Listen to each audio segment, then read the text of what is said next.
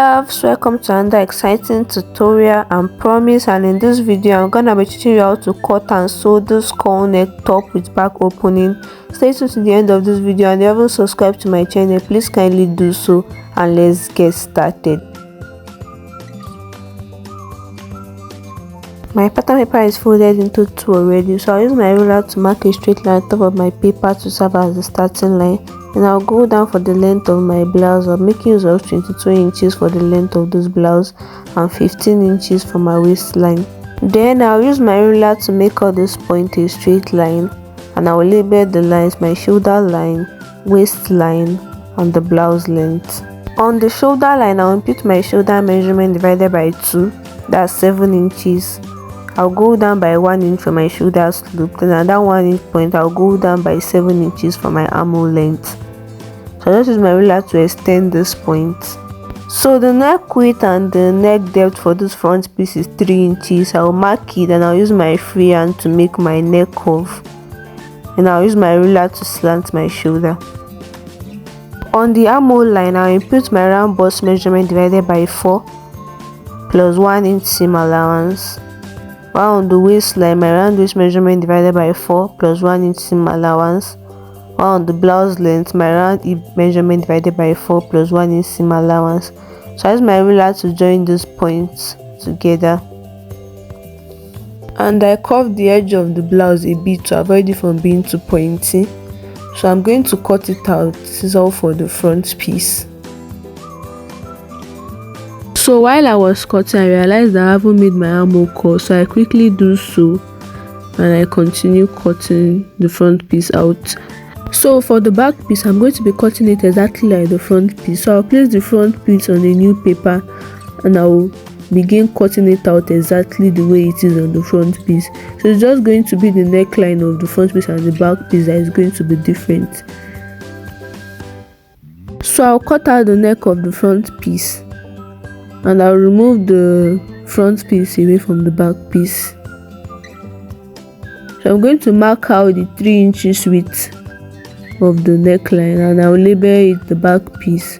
So the neck depth for this back piece is 1 inch. So I'll go down by 1 inch, and I'll use my free hand to make my neck curve.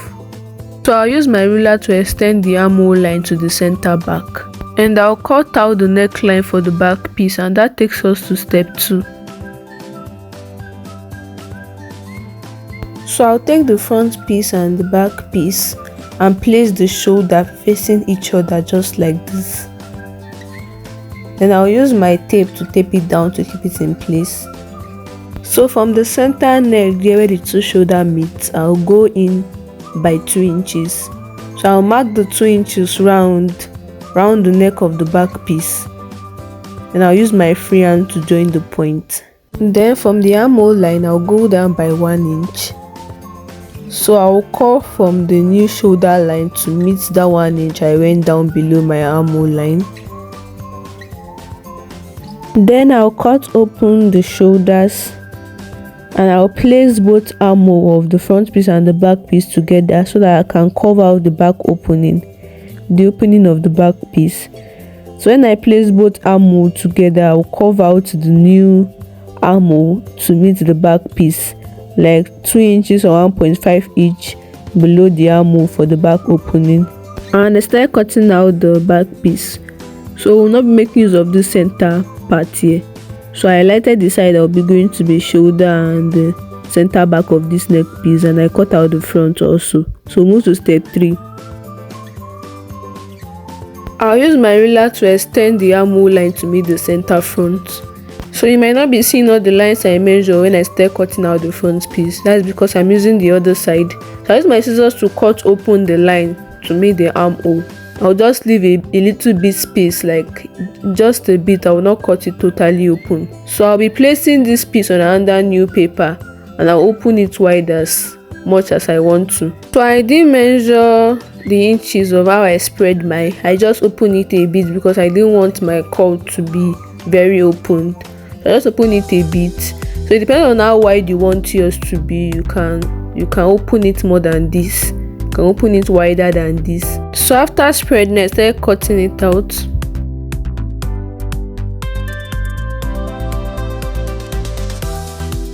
So after cutting, we'll not be making use of the old front piece again because we have a new front piece. So this is the new front piece for this tutorial. I'm going to label it the front piece, and I'm going to bring in the back piece and place it just like this. So this is the back piece, and I'm going to bring the neck that we're going to be adding just like the back neck and the shoulder together.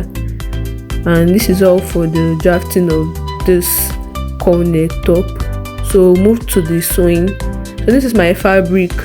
I'll place the front piece on it. I'm making use of an Ankara fabric, but you can make use of a stretchy fabric, a fabric that has more weight for your cowl to make or fall very well. But I'm only having a Ankara fabric available here. So I fold in a bit. I fold in like a bit of like 10 inches or 5 inches in, so that I will not be adding any lining in, just like this. So I fold it in. So I'm just going to be cutting it out.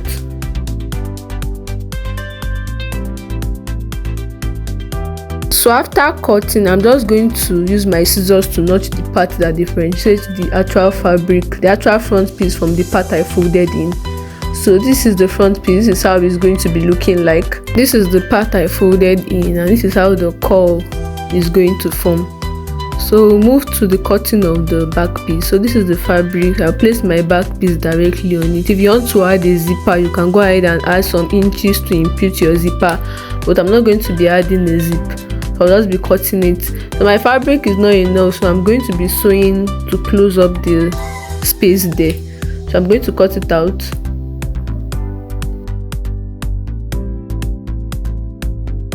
So after cutting, this is what it's looking like. So for the back neck, you'll be needing 4 pieces of this.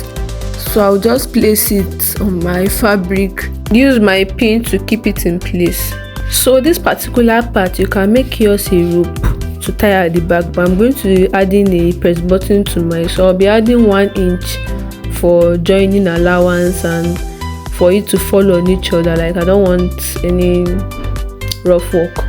So I'll be adding 1 inch to the center back. So I'll cut it out. So after cutting, I'm just going to be illustrating how all the sewing is going to be done. So this neckline, this back piece neckline, is going to be placed at the shoulder of the front piece. Yes, so the place I folded in while cutting the front piece is going to be placed on top. So I don't really know how to explain this, but just watch the way I'm illustrating it. So the place I folded in is going to be placed on top and it's going to be sewn. So I'm going to join the center back together, and I'm going to join the sides like this. I'm going to join both sides of the front piece and the back piece together. So I'll go over to my machine and sew some parts and come to show you guys.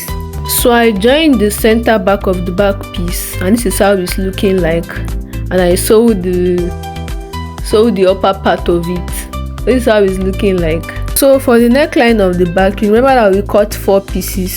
So this is how I folded it. I sewed it round. So I closed up the part that will be going to the center back, and I left the part that will be going to the shoulder open. So this is how I sewed it, and I'm going to be turning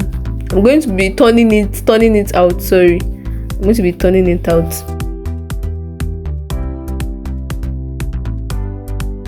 After turning it out, this is how I was looking like. So there was no light when I was making this video, so I couldn't iron it. So I did it like that because I was in a haste to see the outcome of it. So I'm just going to be illustrating how it's going to be joined to the shoulder again. So after folding in your fabric to the front, your front piece, you place right side facing each other. The right side of the front piece and the right side of the neckline, you place it facing each other. So there was excess at the shoulder. I forgot to add sewing allowance when cutting the back piece neckline, so I'm going to be trimming that place out. So just watch the way I'm doing it.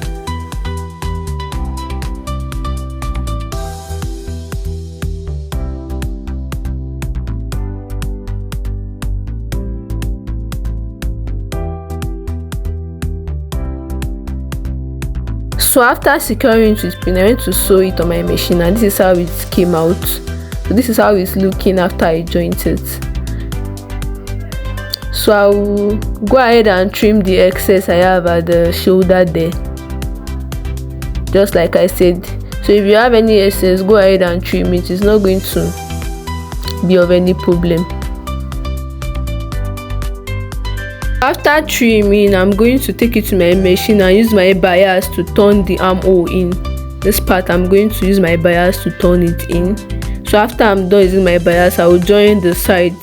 I will join it together with the back piece, and I'm going to sew the edges, and I will come to show you guys after that how it's going to be looking like.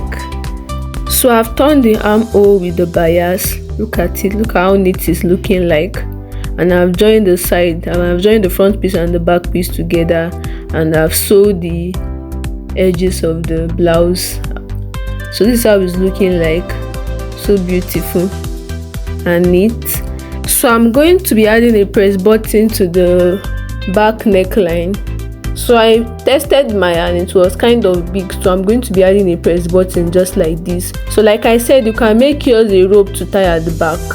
It depends on what you want, just like this picture on the screen. So I'll go ahead and add my press button, and I'll wear it and show you guys how it's looking like. Thank you guys for watching, and this is how my top is looking like. Don't forget to subscribe to my channel, and I'll see you in my next one. Bye.